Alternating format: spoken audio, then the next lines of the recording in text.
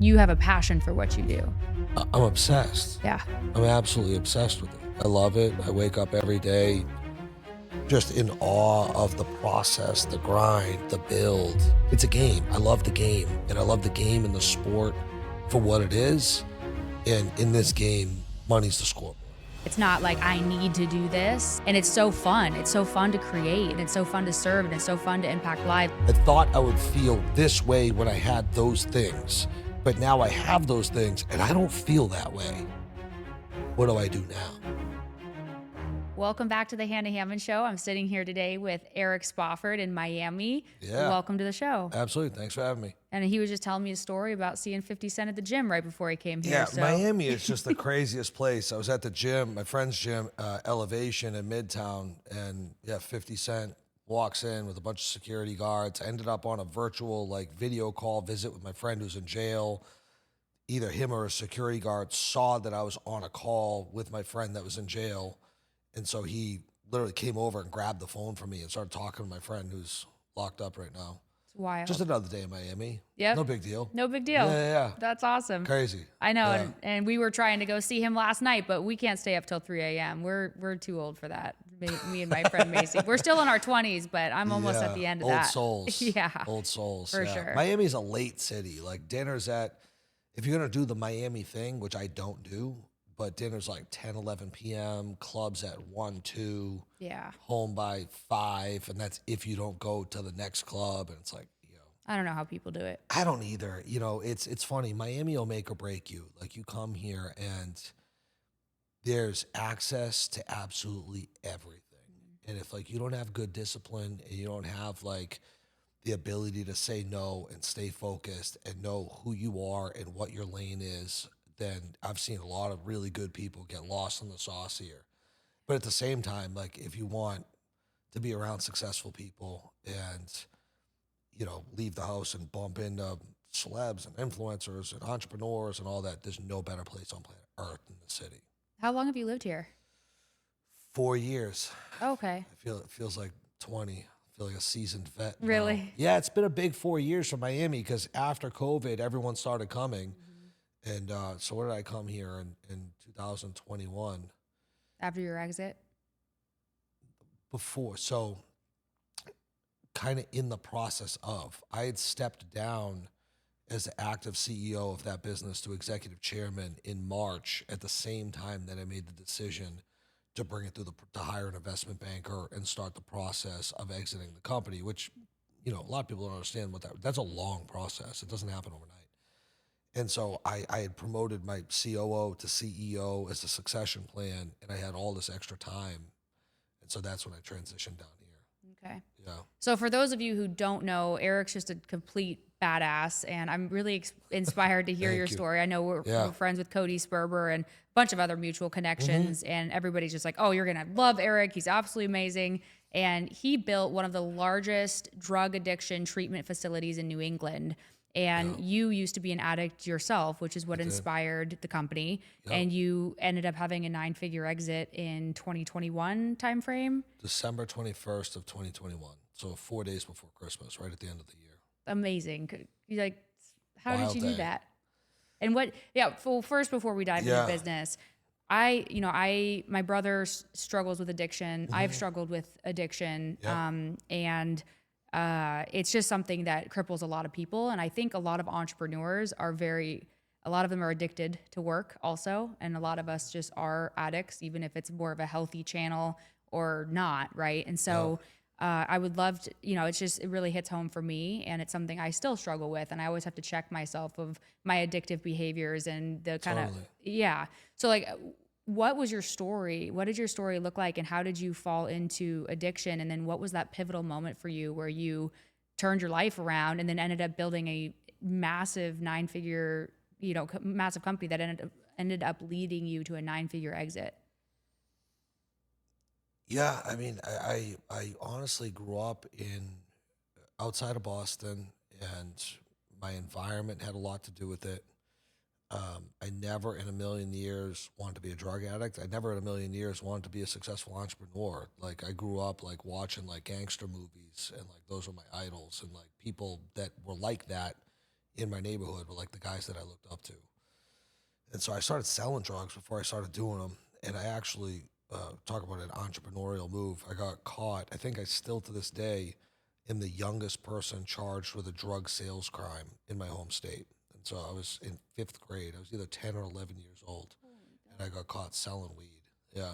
That's And crazy. so, yeah, I got caught with like a quarter pound in my house, and a kid named Garrett Pelletier. Probably shouldn't say his full name, but this kid that ratted me out for selling him a dime bag, and cops went to my house. It was crazy, but yeah, that escalated into. I was just always really brazen too. Like I was a troublemaker. I was intense. I was, in 5th grade, 6th grade, I'm selling weed, packing a CO2 PB gun, like a pistol, like listening to gangster rap music, like just looking back, I'm like, it seemed totally normal at the time, but like this was very clearly not going to end well for me, And at the, perfect storm, Oxycontin is blowing up in the late 90s, 1999, I'm 14 years old. I try an Oxycontin and instantaneously fall in love with opiates. And so OCs, a year later when I was 15 years old, turned into heroin, it, you know, stone cold junkie very quickly. And then from 15 till almost 22 years old, I was addicted to heroin, coke, and every other thing that you could think of. But mainly the foundation of my addiction was heroin. And by the time I was 17, I tried to get help. I went to rehab for the first time, and tried to change my life, and that didn't work. And from 17 till December 7th of 2006, I tried to get sober and failed, fallen flat on my face probably more than 100 times. Went to jail countless times, got arrested countless times, went to rehab, went to detoxes, went to fucking AA meetings, went to therapy. I did like everything you can possibly think of to get better. And one thing that I know about that I've come to know about that, is that if someone doesn't want to get sober and they don't want to change their life, whatever that is, there's absolutely nothing that they can do or you can do to produce that result. Alternatively, if someone wants to change their life, in my case, wants to get sober, there's nothing, no circumstances at all that can stop them from doing such. And so on December 7th of 2006, I had hit complete rock bottom. Like I was like 135 pounds, track marks up and down my arms, like didn't have a single person. I used to press *67 and have to trick people into answering the phone. I'd be like, "It's Eric, don't hang up the phone." Like, because I literally didn't have anyone that wanted to talk to me because I had fucked my life up so bad. And I had gotten in a lot of trouble, and I thought I was going to prison for a long time. My friends were going to prison, and people were dying, and people were getting killed, and it was fucking crazy.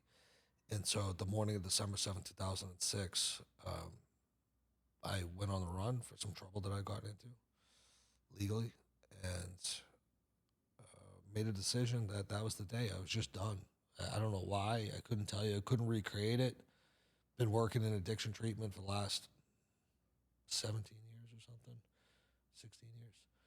And, wish I had the formula to create that moment of surrender for people. I don't. They have to come to it on their own. I had just had enough pain. They had just beaten me into a state of willingness and reasonableness to do whatever it is that I had to do to get better. And so I essentially fucking crawled into Alcoholics Anonymous, almost 22 years old, with my life completely fucked up, in full-blown withdrawals from heroin and plenty of other shit, and sat in an AA meeting with a bunch of old grumpy men that yelled at me and told me the truth. They used to give me a cup of coffee. They would only fill the coffee cup up halfway because I was shaking so bad I'd spill the shit all over myself on the floor from withdrawals when I was new. And that's where I started all this from. I had no license, no friends. I had 2 pairs of clothes. I was habitual offender.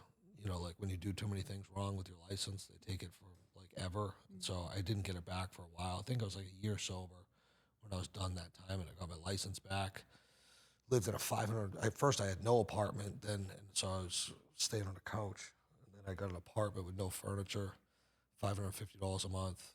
in the middle of the hood. They were like selling crack and like hookers out front of my building, and I'm like walking to AA meetings. Yeah. Yeah, it was crazy. I'm sure that was helpful.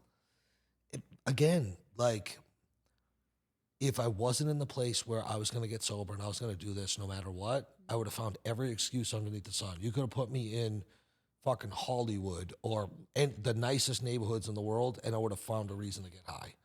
And at the time, I wasn't going to get high, and I wasn't going to use drugs and alcohol ever again, no matter what. And so it didn't matter. Like I'd walk out of my building, they'd be selling drugs, doing drugs, getting high in the hallway, getting high in the neighborhood. I'd push past them, walk to my AA meeting, walk to the gym, come back, do my recovery work, eat my food, go to bed, wake up, go to work, doing construction, go to my meetings, do my prayer, do my meditation, go to the gym. And just like there's nothing that was going to take me off of that. And that's, been my commitment and my day-to-day discipline, which has worked really well for me. I like to say that sobriety is a superpower for me. And it's just been foundational to all of my success. And so this past December, I celebrate 18 years of sobriety. Congratulations. Thank you. I've done a lot of cool shit and, made a lot of money and I have plenty of stories to tell. But like, I think like maintaining sobriety through the good times and the bad times is probably like the most notable accomplishment that I'm proud of anyway. Like selling a business for a bunch of money, like that's cool. Not a lot of people do that. You know what I mean? But like staying sober in the midst of like an addiction crisis and watching everyone die of fentanyl overdoses and like fucking all that crazy stuff has been a wild ride. God, that's such a crazy story. And Yeah, I'm so proud of you. Thanks. I mean, it's, and it's just unbelievable because when you're in the depths of addiction or hopelessness or you just feel trapped, like at least for me when my biggest thing has been food issues more so than drugs or alcohol, though I've done definitely my fair share. But it's like for me, it was, I wanted to not have that control over me so bad, but I felt powerless to being able to decide, like, if, even I pass a bowl of chocolates and I'm like grabbing the chocolate, I put the chocolate in my mouth. It's so hard for me to even not grab a chocolate. So I can't even imagine, heroin or some of these other hardcore drugs when you're powerless over them. So I think food's tough though. Like a lot of people struggle with food, and the difference between like the different variations of food addiction is that like you have to like go over and take that tiger out of the cage 3 times a day and then put it back. You can't be abstinent. Exactly. You can't be abstinent. And so I think that is probably even more challenging. It doesn't get the respect that it deserves of how difficult it is to manage a food addiction. And so kudos to you on that. Oh, thank you. Yeah, it's challenging, right? It is. Like, and they have crazy like versions of abstinence in like Overeaters Anonymous, and I've worked with tens and tens and tens of thousands of people professionally with addictions, and so I've seen everything. And so it's like no flour, no sugar, weighted measured meals, pre-planned for the week 3 times a day. Like that's like their version of abstinence. My father was the same. Really? For a long time. Yeah. I was going to ask you how, and it's crazy with that type of thing, like that type of structure, my brain obsesses it so much more. If I put so much structure on, 3 meals a day, no flour, no sugar, it's like I'll be dreaming about ice cream. It's crazy. So I'm still working to find that balance. But what was we won't go too deep into this because I do want to get into some other topics. But what was your childhood like? Because I know. I'm in the 100K group with Joe Polish, and he was an addict as well, and now he's a super awesome guy. I know of Joe. I don't know him well, though. Okay. I respect him, But that's a lot of what he teaches is about addiction, and he says a lot of entrepreneurs suffer from addiction, and a lot of people in general, and he says addiction is a connection disorder. And a lot of addicts, he has Genius Recovery Foundation, and a lot of addicts, they're just disconnected, and they're numbing something, numbing the pain that they have, maybe they haven't dealt with or that they're living with. And a lot of that stems from childhood. And I know for me, I had a very difficult childhood, and, there's some traumatic things like so many of us do. Yeah, no doubt. Right. And it could be so many different levels, from just your parents ignoring you and you not feeling loved by your parents or not feeling protected by your parents, to being beaten and starved and molested. Like there's a whole range of things, but that whole array of possibilities causes you to disconnect as a child, and then seeking things to numb that pain and disconnection. So I'm just curious for you, like, what was your relationship like with your parents? How was your childhood? Like, where do you think that that My even? child, I mean, as one might expect, like my childhood was kind of crazy. My parents are,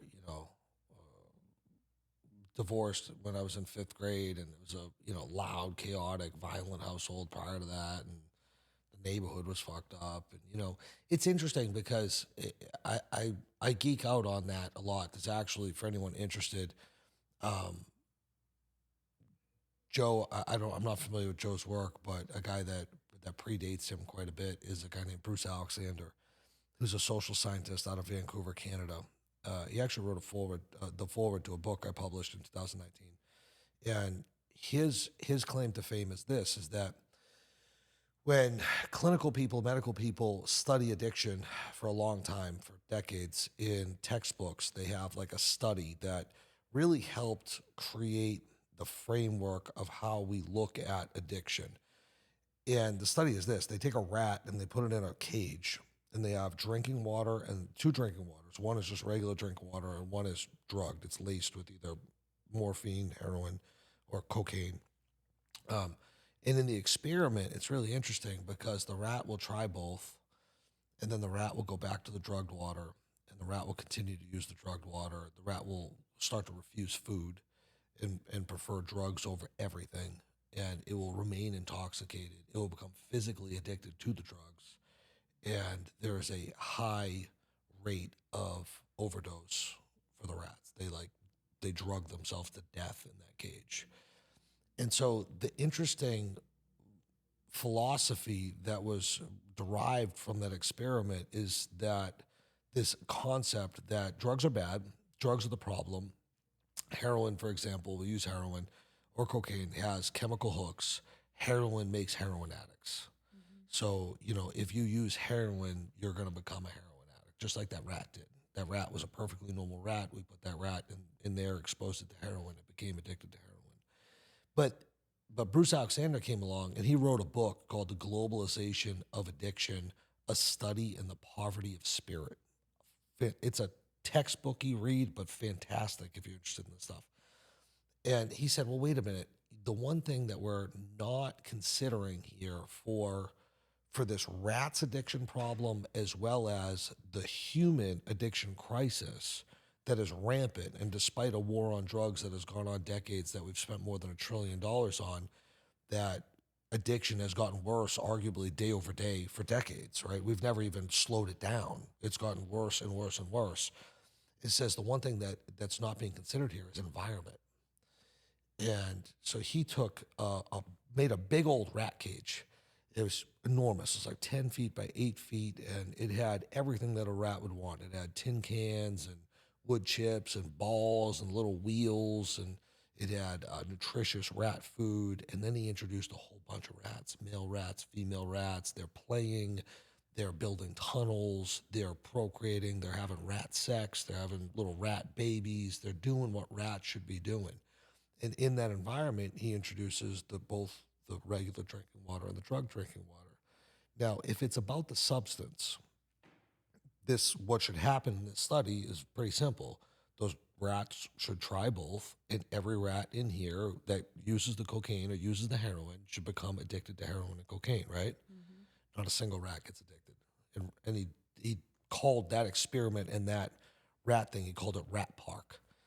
And no rats become addicted. And what's more interesting is that he takes a rat, puts it in an isolated box, which is essentially the worst. When you get in trouble in America, if you kill somebody, you go to prison. If you get in trouble in prison, they put you in isolation. It's the worst thing we can do to somebody, right? And that's what we're doing to this rat. And so he takes the isolated rat that becomes addicted to heroin, and he puts that rat into Rat Park with the other rats with access to heroin. Now, you would think that the junkie addicted rat is now in the rat community and it's going to cause havoc and be addicted to drugs, and it's going to be an outlier to Rat Park. The rat goes in there, it's aware that the drugs that it needs to feel better and not go into withdrawal, that's very painful, are available. but it sees the rat community and it chooses to withdraw off of the drugs and join the rat park community. And so, we could make the entire podcast about this. I know you want to talk about other things, but the takeaway is that yes, childhood trauma is an interesting focal point of addiction, and I think that it gets its due respect. But I think the larger scale is that we, as human beings, are operating in an environment in Western civilization that is all of us are underneath an immense amount of stress. And what Bruce Alexander talked about in this whole thing and called the dislocation theory of addiction. That even though like we now, like you're saying, I like what you said about a connection disorder. And so it's saying the same thing, but the plausible reasons are a little different. That because of environment, right? And then tie that to economic and the environment as a result of it, is that, you look at my grandfather, Arthur Spofford, he bought a home for $5,000 in 1953. He raised my father and his two brothers with a stay-at-home wife, and he was a steel worker in a mill. The American dream. 2 acres of land, single-family home. He went to the mill every day, worked, came home, had a wife, had a family. You can't do that today. And so as you grow up, as you come up in this environment, like the future is pretty fucked up for people. It's the haves and the have-nots. It's the high performers where, we rise to the top. Or what? You're going to go out and get a job. Can you even get a job for 60 grand and afford an apartment and a car and to live a decent life? And what's the average American income? You see what I'm saying? Yeah. And so like this stress response, and there's a lot of different things that you can chase down on this, I think has really caused a lot of this addiction crisis. Yeah. Because childhood trauma, like, here's the thing, like, if it was just about childhood trauma, I know a lot of people that are really fucked up childhoods that are perfectly normal people. And I think that trauma is like in the eye of the beholder, right? Little t, big T, and if you follow all that stuff. But I do, yeah. Really interesting, Yeah, and I think, it might be having that disconnection from such an early age from yourself where the argument is that we lose our authenticity in order to survive in the environment that we're in, whether it's in our own household or in our school community or these things that happen to us. We start to lose the identity of who we really are because we get rewarded for these things that we should be doing. Like, oh, you get rewarded for getting good grades, or you get rewarded for closing your mouth, or you get rewarded for obeying the rules. And then we become so disconnected with ourselves, we don't even really know who we are. Yeah. And we end up growing up into this person that is some ego and identity that isn't even who we really are deep down, but we don't even know who we are because we've been acting that out since we were 2 years old. Yeah. And so it's just an interesting concept. But for me, I was anxious, depressed, addicted, OCD, on antidepressants, anorexic, binge eating, like all the things for so long, and, suicidal at 20 years old. And it wasn't until I realized, it was funny because I actually did a psilocybin ceremony, mushroom plant medicine guided ceremony after I had joined Genius Network. Not that he recommended that, I just happened to. And I kept hearing Joe say in my head for 6 hours, the opposite of addiction is connection. The opposite of addiction is connection. And it made me realize, that statement actually started with the guy that I'm talking about, Bruce Alexander. Really? Yeah. Most of this stuff stemmed off of his work. I'll have to like read Johann Hari's book, and I forget what it's called. But yeah, all that stuff came from Bruce. Yeah. Really cool. But it was so cool to see that, and it really gave me that awareness of, am I, now I'm functioning, right? But am I still addicted? And it made me feel that I am just addicted to work, and I'm addicted to accomplishment, and I'm addicted to producing, and I'm addicted to relationships or, food, or I still have all these addictions, although I'm very high performing and they're what society rewards. But am I really coming from a place of connection, or am I still addicted to these things and disconnected? And so that's what started my transformation journey, to do the work and to start to have this understanding of addiction versus connection, and transform into really coming from a place of passion and creation and abundance and love versus disconnection, scarcity, fear, anxiety, and lack. Totally. So it's definitely interesting. And it's especially in the entrepreneur space, we meet all these incredible people, but you see some of them are really miserable deep down. And that's sad to me. And so I love to see people who are pushing themselves to their highest potential in all areas of their life, health, relationships, spirituality, business, all those things, and bringing other people up with them, but truly coming from a place of connection and not just, I meet people that they're high all the time. They're on some sort of dopamine hit all the time, whether it's closing the next deal, whether it's smoking weed, whether it's having sex, whether it's eating food, whether it's doing drugs, whether it's drinking alcohol. And I see that a lot in this entrepreneur space. Totally. Yeah. So good for you for not doing that. Do you think that work and accomplishment became like your healthy channel of addiction? 1,000,000%. Yeah. But I'm not objectionable about it. Like I love it and I wouldn't change it. Yeah. But you have a passion for what you do. I'm obsessed. Yeah. I'm absolutely obsessed with it. I love it. I wake up every day just in awe of the process, the grind, the build. You know what I mean? And it's really not about, I think gets lost on a lot of people where like I have a lot of fancy shit, right? But it's really not, I don't care about it that much. Really don't. It's not really about that. It's not about like getting another car or getting another plane or whatever.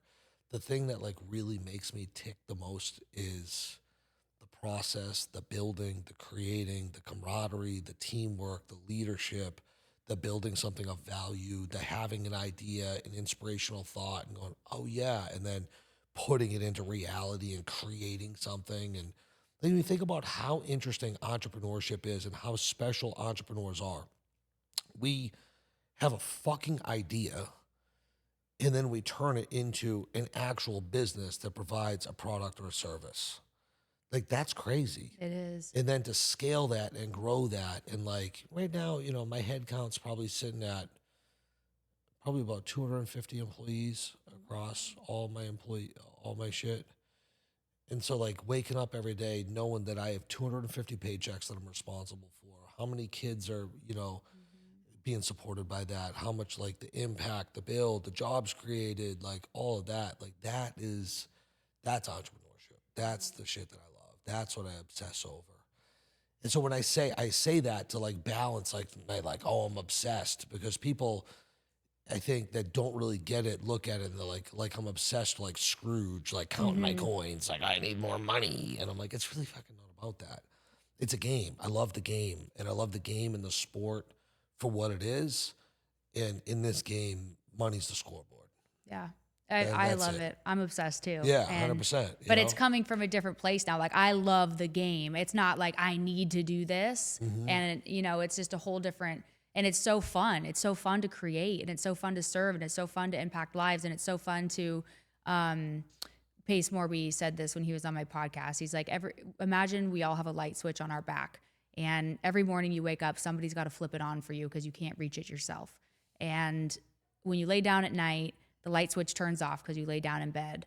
And so he said, my goal is every single day to flip as many people's light switches on as I possibly can and create. And I'm born a creator, and that's what I was put here to do. And that's what I'm going to do. And that's my purpose. And that's a calling, And so I just love it. Really stuck with me because I feel that same way. And I love the nice shit too. Don't get me wrong, but it represents things that I'm proud of in myself, or what I've done, or people I've served, or, but it's not like I'll be happy when I get this next thing. Cause once you have it, it's a fleeting moment. Yeah. People don't understand that. It doesn't last, right? Yeah. You get the Lambo, you get the, whatever the thing is for you, right? And it's a cool moment. And then like you move on. You don't really care about it. Yeah. And it feels good every time you drive in them though, too. 100%, but it's not like the fixation on the materialism of it at all. It's a representation of all the hard work, the blood, sweat, and tears it took to fucking get it. Yep. And so I think that's the difference. It gets lost on a lot of people. Because a lot of people have this hyper focus, kind of going back to almost that addiction, conversation as well, where they have like a hollow, shallow, empty core because they haven't done the work yet. And they think that they're going to find the solution in the money, the success, the accolades, the material shit, and all of that. And I always try to point people in the direction of like, I want you to have all of this, but you also have to do the internal work because otherwise you're going to get all those things and it's going to be a very dangerous place for you to be because the effect you think having all of these things is going to produce is not going to happen. And you're going to be left very disappointed, my friend. And when you're sitting there and you're like, fuck, I achieved all the things that I thought were going to be it for me. I thought I would feel this way when I had those things, but now I have those things and I don't feel that way. What do I do now? It's like pointing people back into that internal process at whatever level, whether you're just starting out or you're worth millions of dollars or you're worth hundreds of millions of dollars. Like it's all the same for everybody. It really is at every level. Yeah, and it never changes. And that's what I realized, always being the youngest entrepreneur in the room and being in rooms with people that were worth hundreds of millions of dollars. I miss being able to say that. I used to be one of the youngest entrepreneurs in the room. Well, that was a long time ago now. 2 days ago, I interviewed Dre Medici, who is the first person I interviewed younger than me. He's 24 years old out here in Miami and just killing it. And I'm like, oh my God, I'm going to be 30 in 1 year. I'm not going to be the youngest. But fortunately for me, because I was always the kid hanging out with the parents, asking them what they did, trying to figure out how to build wealth, trying to figure out how to build freedom. And so I was just a sponge learning from a young age. And I saw very quickly. And then now I paid to be in masterminds and all these things. But I saw a very common theme of people having exits and then being miserably depressed, miserably empty, like no purpose, no passion. Like, what is my life? What have I come to? What did I just do for the past 40 years? And because they were just in it, in the business, building, and really disconnected from who. There's a quote that says, if you don't know who you are, you'll become what you do. And that's why now, like, I want to be a billionaire. I have massive goals, but it's not coming from a place of I'll be happy when I get there, because I knew, and that's why I stopped to do the work and zoom out and like really figure out, who am I? I'm not what I do. Like, I want to come from this place of connection. Who am I without my business and my work? Am I truly fulfilled and happy? What is my real purpose in this world? So then I can create from that place and not be in that position where, which it's easier said than done. Because I'm sure if I sold my business, I'd just be building another one right away because I love it. But it's sad to see people just continue to.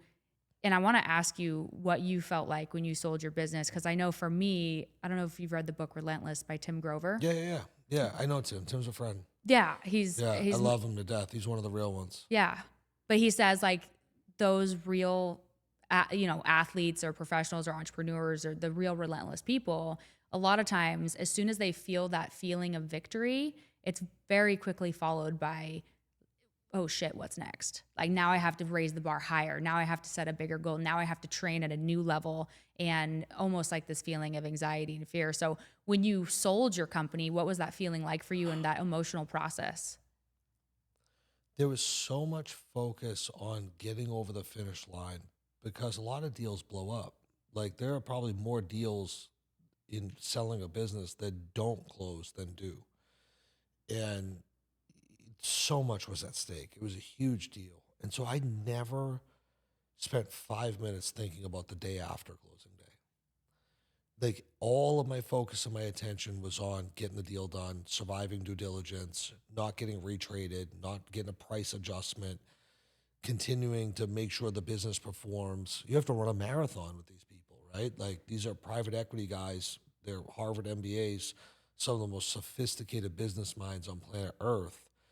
And you have to run a process, but you also have to maintain running your company the entire time, because you start to flatline on your projections, on your revenue, like, they're going to come back and go, well, there's a problem with the business. And it's like, no, fuckface, I'm just distracted doing this. The business is fine. And they know that. And they play this big game. And so it was really high pressure, high stakes poker for 10 months. And yeah, it was, March to December. And because of that, I never thought about life after. I was like, well, I'll be rich and I'll have more money than I've ever imagined I'd have, and I don't know what I'm going to do.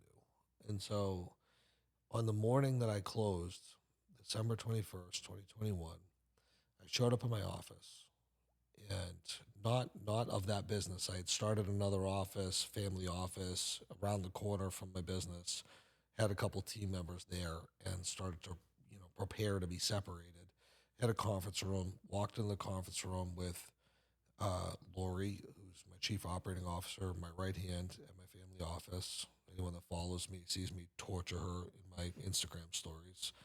She's the only person that's like social media famous that never wanted to be. Like people see her all the time, like, you're the girl from Eric shit. And there was a call that was the closing call. It was scheduled for 10 a.m. And we got on speakerphone, and there's lawyers, investment bankers, other people from my leadership team that had like a little bits of equity. They were getting paid. The buyer, a whole bunch of people. And so they go around, and honestly, it was anticlimactic. I imagined I thought we would all be in person. We weren't. We were on a phone call. I thought it would take a long time. It didn't. It was like 9 minutes. And everyone just went around and they're like, are you ready to close? We're like, yep, good to close. Yep, good to close. Yep.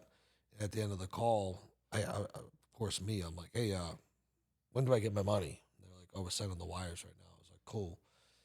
And they hung up the call, and a couple things happened right then. I breathed a giant sigh of relief. And literally, it felt like I toppled over the finish line of a marathon.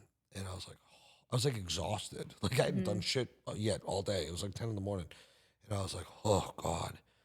And then I remember I looked at Lori, and one of the first things that I said was, I wonder how long it's going to take for people to start suing me and the bullshit to start. And because I intuitively knew that I just changed my life for the better, but I also kind of fucked my life up because I put a giant target on my back. I publicly just sold in my hometown a business for $115 million. Like, what's next? Who's coming? Right? And it didn't take long. And within months, I had fucking more problems than I knew what to do with. So much so that I hired a full-time litigation attorney and went everywhere with them. I was like, you guys want to smoke? We'll fucking smoke it out. And I went to war. And I had a couple of options. I could like retreat and become a recluse, become one of these rich people with high walls and like blah, blah, blah, and not be me and not say the things I want to say. And I'm out of my fucking mind. I'll say whatever I want, whenever I want. And I was like, I'm not willing to like compromise my freedom in my authenticity for it. And so I just doubled down and gone to litigation and gone to spats and was like, you want it? We're going to take this couple years right now and draw, the proverbial line in the sand that like, it is what it is. Like, I'm not going to be a fucking target. It's not happening. And so all of that happened. But 8 minutes after I hung up the phone, you as an entrepreneur today, and I'm sure you're the same way, and for most of my professional career, my phone is like nonstop. It's text, calls, emails. Like when I pick my phone up after this podcast, there will be more than 100 emails. There will be, I don't know, 10, 20, 30 text messages, and I'll have missed probably fucking half a dozen calls, at least, at a minimum, right, in an hour. And so it's just nonstop, bing, bing, bing, like you're in the mix, right? You're busy. And after 8 minutes after, I picked up my phone, and my company email that I had had for more than 10 years that I owned that business asked me to enter my own password because they had locked me out. And I was like, how the fuck did they do that fast? It took them like they had pre-planned it with my leadership team that was staying. They must have talked to them in the IT company. And in that entire day and the next day, my phone was just silent. And it was the weirdest thing on planet Earth. And I was like, I think I fucked up. Oh my God. I think I fucked up. Yeah. I get a little emotional thinking about it. And it's like, I had at the time 325 employees, all sorts of shit going on. And my life just became, I had money, a giant number in a bank account, and silence. And I had nothing going on. I was like stagnant water just sitting there. And I was like, I don't know what I'm going to do. And I was down here, and there was this period of time. It was probably, in hindsight, the most dangerous time of my 18 years, of sobriety that I had, because I was bored. I had way too much money. And so I was like going out in Miami, drinking Red Bulls till 5, 6 in the morning, staying sober, but like hanging out with people. And I remember looking around so many nights, and it's like 2, 3, 4, 5 in the morning, and I'm at the nightclub or wherever I'm at, and I'm like, what the fuck am I doing here?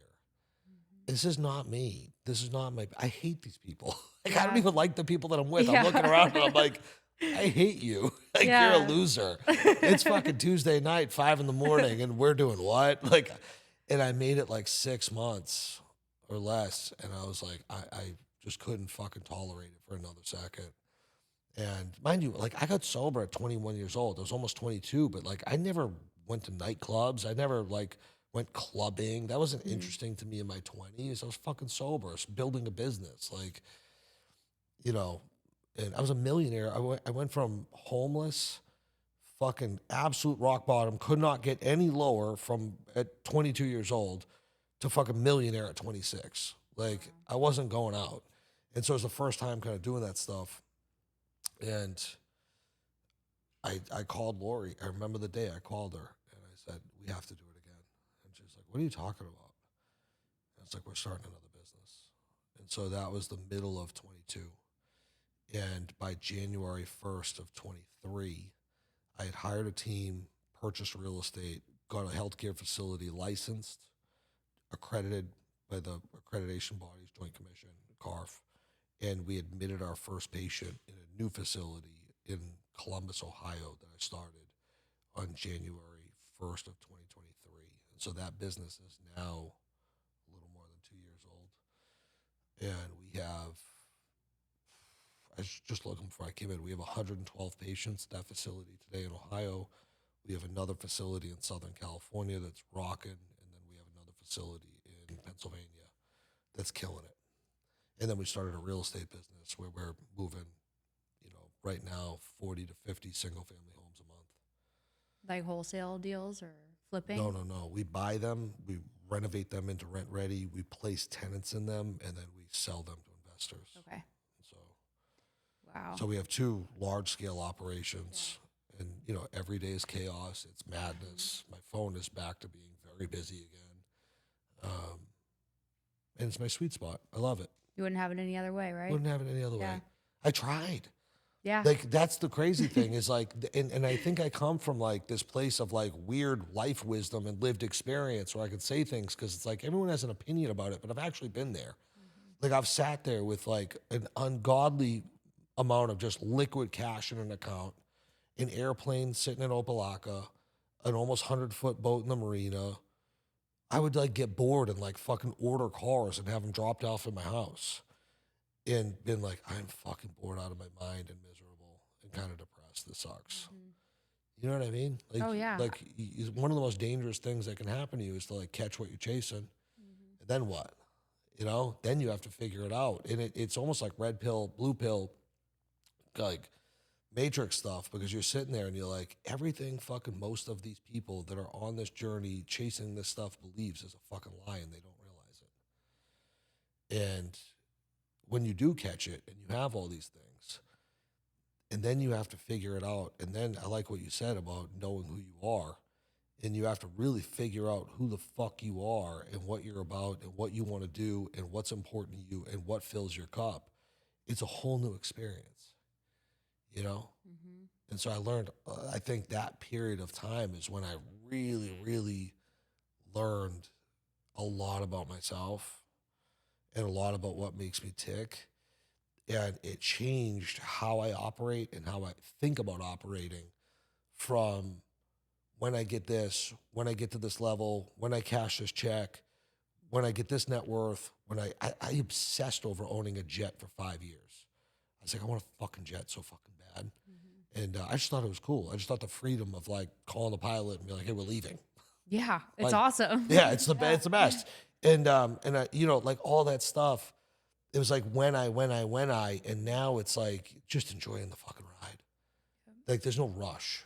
You know what I mean? There's no like, I'm not trying, I'm working my face off. I mean, I arguably outwork fucking everyone I know. You're not going to outwork me. Like, you may keep up, but I promise you, you're not going to get an upper hand on me. And so it's not like about doing less. It's about how I approach every day in having like urgency in the day to day, like 16-hour days as fast as I can, doing as much as I can, working my fucking face off. But at the same time, having long-term macro patience. Like, I'm doing it for the love of the game. I'm doing it for the sport. I'm not doing it because I also aspire to be a billionaire, which I do, and I'm going to do that. But I also intuitively know, and I'm in touch with the truth, that at $1 billion, it's not going to feel any fucking different than 100 million did. It's the same shit. It's just more money with more problems. Yep. But you have to have your own reason to do it. And like, mine is unique where like, I really take it seriously that like, and it's kind of an honor of mine to be a representation of every motherfucker in America that never stood a chance. You know, like I see people, it happened 5 times today already, just out in public, and they're like, yo, respect. And everyone wants to tell me their life story because they see mine online. And like, yo, you inspired me to do this, you inspired me to do that. Fucking, I got sober. You know, I get 100 messages a week of people telling me they got sober, watching my shit, or whatever it is. And it's like, that's cool. And so if I hit $1 billion coming from, I'm a 15-year-old high school dropout, I still don't have a GED. I got a fucking criminal record and I don't have a GED. And if I hit $1 billion, like, what the fuck is your excuse? You know what I mean? And so that's kind of my obsession about it, is like setting the bar that you can be what I am, come from fucking nothing, absolutely hopeless, and do absolutely anything that you want to fucking do. You really can. So that's the drive today. It's not about, do I want a bigger plane? Fuck yeah, I want a bigger plane. Do I want a bigger boat? Fuck yeah, I want a bigger boat. I want a bigger house. You know what I mean? I want all the shit, but like, it doesn't mean as much to me. It's not what it was on the way to get the stuff. Like, Yeah. you know what I The mean? intention's different. Totally. I'm on my 2nd airplane, my 3rd yacht, my fucking 5th mansion. You know what I mean? Like, I've had more cars than I can remember. It's just like, it just doesn't matter anymore. It's about all this other stuff. Oh, it's so good. So good. Everything that you've been through. And I think it's hard for people to like conceptualize and understand when they're in it, because it's so many people are thinking, you know, when can I just be there? Like, they're always That's what I mean. right. And so when you can finally be, I want to be right here. Like, every day I wake up and I want to be doing the thing I'm doing. That's a great way. It's kind of, that brings about a thought for me, which is like, I spent so much time while I was building that business, doing work that I loved with people that I loved and a team that I loved, fixated on the destination of getting the result and getting there, that when I got there and I had to sell everything that I loved to get it, that I had all this money and I was like, oh wow, I got to where I wanted to be. And what I didn't realize is fucking the best years I've ever had fucking were back then.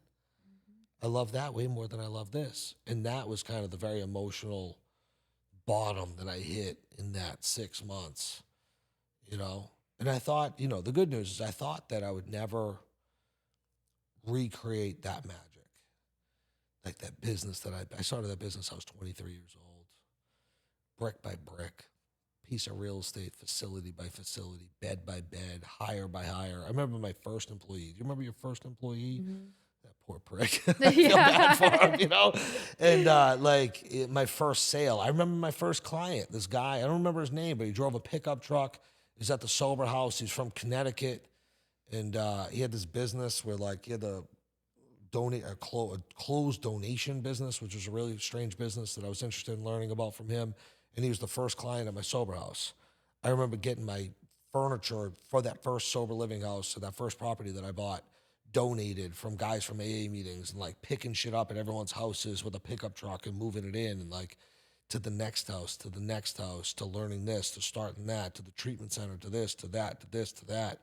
I remember the first year I made $1 million. I remember calling my dad, and I didn't even realize it. I just kept throwing money behind me and looking forward, looking forward, looking forward. And like I met my accountant, who's just like a small local accountant that we outgrew eventually, pretty quickly actually. And he's like, you realize you made $1 million this year? I looked at him, I said, I made a fucking $1 million? He's like, yeah. I was like, no shit. I remember calling my dad. Like, Dad, you're not gonna believe this. He's like, what? I'm like, I made a fucking $1 million. So cool. You know what I mean? Like Yeah. all of that stuff. And so it was like the reconciling all of those memories and all of that process in being like, God damn, that was so magical and that was so much fun. And now it's over and I don't know what the fuck I'm gonna do. And that was that was like that moment where I'm like, I think I fucked up. Can I have it back? You know, like, can I have it back? Do you regret it? Now, no. Then I did. Which nobody wants to hear you complain. You sell a business for that much money. No one really cares to hear your fucking gripes. You know what I mean? There's no one to really listen to that. But at the time, I was unsure of what the future would look like. And now I feel like God like brought me to different things. You know what I mean? Like I never did social media prior to, like, I did that around, a lot of people do social media to make money. I did it backwards. Like I went and made a bunch of money and had no social media presence, sold the business for 115 million, then started making content. And so like life's just so much different now. And I think the impact and the influence that I have on people is so much more widespread. I was doing a lot then, but it's even more now with social media, the facilities all around the country. Like I just know that like I'm exactly where I'm supposed to be right now, doing what I'm supposed to be doing with the people that I'm supposed to be doing it with, on focus, no regrets, dialed in. But it wasn't always like that. There was a period of uncertainty for sure. Yeah. How did you scale from, you just got sober and you decided you want to start a rehab treatment facility? And what were the key, what would you say was the secret to your success at scaling from a startup? You didn't buy a company, you were bootstrapping everything, you didn't have a bunch of money. Like, what did that process look like for you? For someone like myself who is at that part where I have a small team, a lot of courage, a lot of belief, but what is that game plan of, if you want to scale something that can be how much revenue were you guys doing? The last few years we did just north of 50 million, and we had EBITDA of like between $1 million to $1.2 million, $1.3 million a month. Okay. So someone maybe that has a sub 10 million revenue company, a newer entrepreneur versus, and then wants to scale that company to 50 or 100 million. What would you say is the recipe? I think there's a lot of different ingredients to the recipe on how to scale a business from 1 million, 5 million, 10 million to, 50 million or wherever we got. That worked for me. One is work ethic, right? Like I worked 7 days a week, holidays included, 12, 14, 16-hour days. I was fucking relentless. And I did it for a long time. I think that is another thing that a lot of people don't calibrate on, is they see me now and I'm like, you didn't see the 13 years of work that went into that.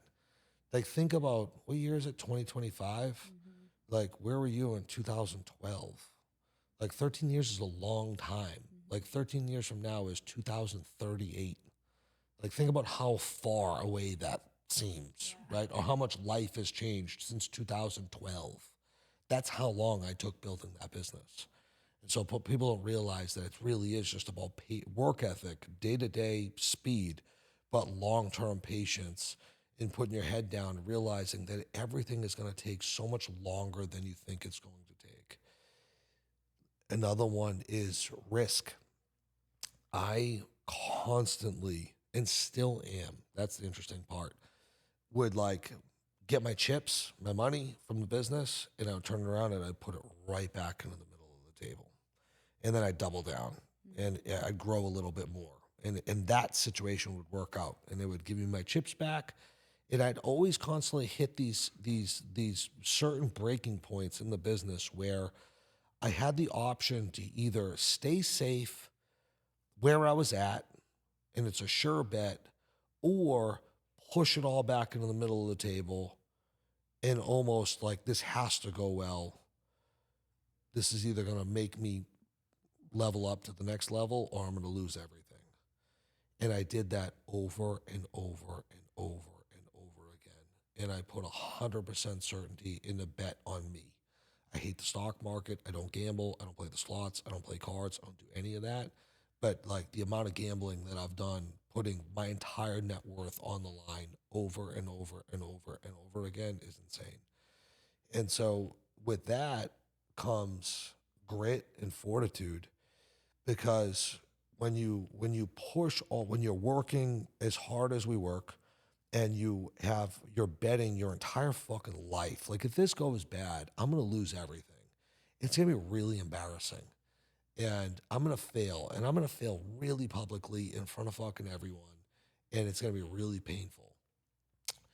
And you still have to sleep 7, 8 hours a night, and you still have to hold a steady hand every fucking day, and you still have to look at, the people in your life, your family, your employees, your friends, and just be 100% certain and confident that like you're gonna fucking make this happen. You can't like let it, putting everything in the middle of the table and taking all that risk is good, but you also at the same time have to do it with having enough personal development to like stay calm and stay steady and enjoy your life, and tolerate that amount of risk. I think a lot of it, I guess, is a great way of saying it, is risk tolerance.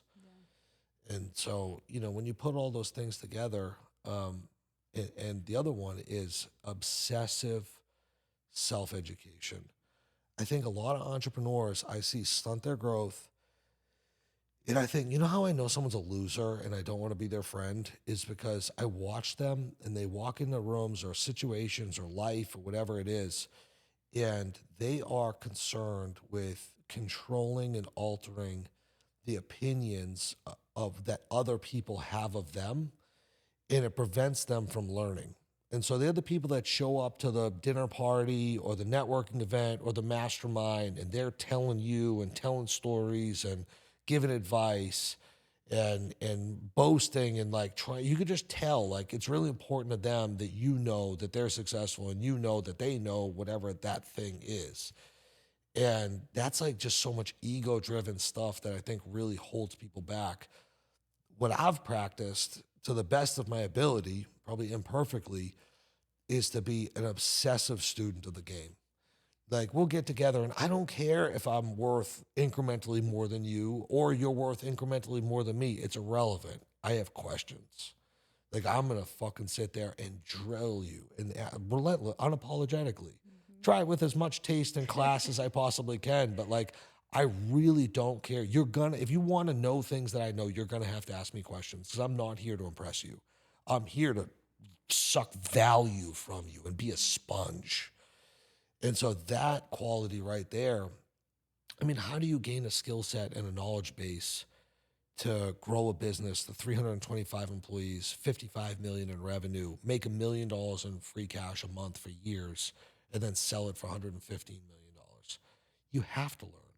You have to have the ability to be an obsessed student of the game, a sponge, and just self-educate yourself in every single way that you can. And when you put all of those things together and then wrap them with mental toughness, like this game's not easy. You're going to get your face kicked in, dude. Like straight up. Like if you're weak, if you're sensitive, if like you just can't take a fucking complete ass whooping and then wake up the next day smiling like, fuck, give me some more, motherfucker. What do you got? Then like this isn't for you. But if like you can put those things together, I think those are like the core character attributes that made me me and gave me a path to accomplishing everything that I have and getting the results that I've gotten. Being relentless. I talk about that with Robert Kiyosaki all the time, and it's being a never-ending student. Like I want to die and have on my graveyard that I was the best student that ever lived. Just I do the same thing: is suck information from everybody, join every single high-level group that I can. Ask. I mean, that's why I love this. I would do nothing but just ask people who inspire me questions. The podcast is a great idea. Yeah. Let me go find a bunch of smart people and sit them down for an hour and ask them everything I want to know. I love it. I just grill them, and I love it. I love to learn, but I think Jeremy Miner, I had him on last week, and he said there's 4 types of people in life. There's wannabes, who are the victims. I'm not cut out for it. I'm not smart enough. Keep them away from me. Right. Yeah. Then there's the dabblers who like read a book on sales or read a book on entrepreneurship one time, and then like, oh, okay, I'm an entrepreneur or something. And then there's the know-it-alls, who are those cocky people that they're like, I already figured it out. I'm the best there is. I know everything there is to know. They stop learning. They stop growing. They think that they're God's gift. And then there's those committed to mastery, and they are obsessed with continuing to learn, to grow. That's probably the one who are obsessed. You know, like I can't think about anything different. They know. You know what I mean? And so like it's really painful for me to be around any other type of people. When I'm around Cody or people like you and like our other friends that are in this space, like we're working out and all we're talking about is business and this and that and like playing mental sparring. And that's it. But if you come in there and you try to talk to me about football or drama or what other people are talking about other people and what they're doing in there, like I don't give a single fuck about any of that. Like I will leave so fast. Like you'll lose my attention like this and I gotta go. You know? Yep. So I know Cody and I ran into him at my gym in Scottsdale, and he was helping me with a script for a VSL for my lending company. And 100%. Yeah. It's awesome. I don't know what else to talk about. Same. Yeah. But so how did you make those decisions? Because when you're in earlier stages of entrepreneurship, it's like everything takes twice as long as you think it is, or way more, and costs twice as much as you think it will, or way more. And so what if you're struggling with, is this the right decision to make at this time that's going to move the needle in the direction of where I want to go? Because that's something I struggle with, is a little bit of analysis paralysis, is like, who is that right hire to make right now? Is there the right mastermind or mentor or coach? You know, do I pull in a leadership team partner? Do I give up equity, or do I keep it all? Like there's so many decisions and there's so many ways to skin a cat, but how do you know what those right decisions are to make at each moment in your business and feel confident to actually put all your chips on the table and not have a shaky hand? Two things. One, you make the decision that you think is the right one. I don't know that I've ever made a decision and been 100% for sure certain. I think every decision I've ever made has also come with doubt, and you just make the absolute best decision that you can in that moment with the information that you have available. And then that goes in part with the willingness to be wrong and get a little cake on your face. And so like you talked about, is that the right hire? Well, you're going to think about that, and you're going to, narrow it down and go through your process and your interviews, and you're going to do everything that is appropriate to get to a place where you're going to make as well as an educated decision as you possibly can.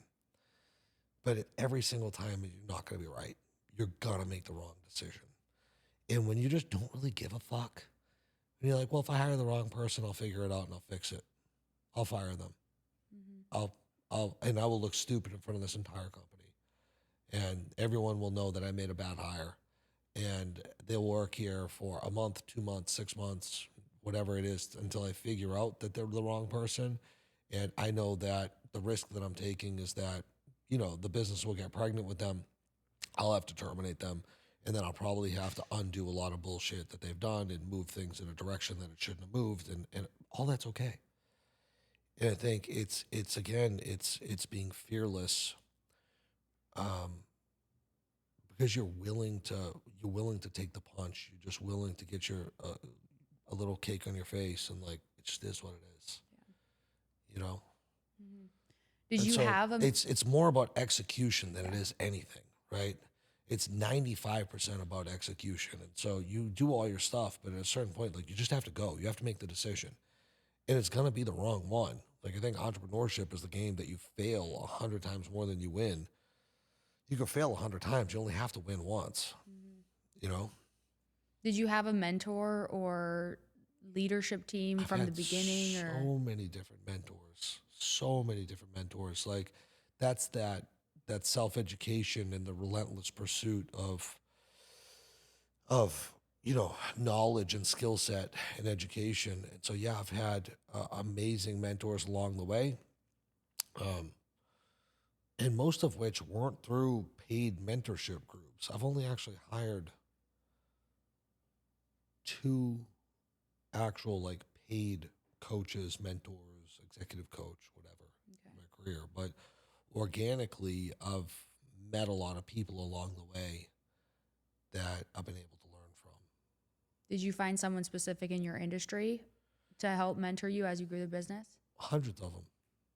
Because my industry, like you look at healthcare, it's very, you have medical, clinical, operations, business development, marketing, billing, revenue cycle, accounting, finance, banking. Like there's just so many, like there's not one person that could teach me all of this. And so, I mean, for every different vertical of everything that happened in my business, I've had countless amount of people that I've sought out and found, like the medical billing, like go find the best people I could possibly find in medical billing and just be a sponge and just extract that information from them.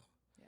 To the point where like I'm dangerous at medical billing and addiction and mental health treatment. I know it inside and out. Same thing with clinical and medical. I don't even have a GED. I argue with doctors and therapists all day long.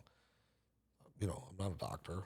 Yeah. But I understand enough about all of it because I've studied it to be able to have clinical and medical conversations to the extent that it's appropriate. Yeah, I think it's so important to really, you have to understand every single piece and inner working of your business before you go hire for hope, you know? And 100%. God, that's true. Yeah, fully agree. I was talking about that with Jonathan, he exited Kujabi, the online. Yeah. Yeah, we've used them. Yeah, and he had a very... That must have been a great conversation. Oh, yeah. And he said the same thing. He's like, don't hire for hope. You have to know everything about your business. And because I'm at this position of, because my lending company is a new company and I plan to scale it nationally and have if there's $1 billion potential in that company.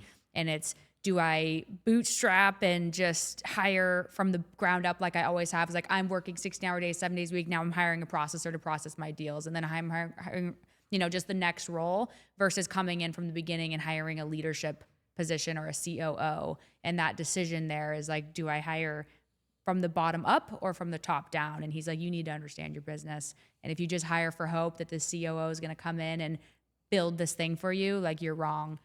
But I've tried to do that more times than I'd care to admit, and very rarely has it ever worked well. Yeah. And he said giving equity to very rarely causes them to perform much greater than, yep. So, okay. Well, I could talk to you for 16 years straight. I'm sure he's making us wrap up here, but there's another one coming in. But I always like to ask, if you could give one piece of advice to your younger self, what would it be? That's a really good question. I think one of the biggest struggles that I've had through this journey is around people and relationships. And so I think that whatever that advice would be about like insight into how to navigate dealing with other human beings. I think that's been probably the source of some of the best parts of this journey and some of the worst. So they don't teach you that in school. No, they do not. And so I'd probably tell younger Eric a little wisdom about the human condition and what to expect of people for the next 20 years as you're about to go through everything you're about to go through. Yeah. It's good advice. Yeah. We didn't even get into relationships, but I definitely want to hear your experience with that because I know mine have suffered. I haven't figured out the code. Just give up. Yeah. Fuck them. Exactly. Yeah. Yeah. Well, you're awesome. Yeah. No, thank you. So You much. too. Thanks for having me. I appreciate you. Absolutely.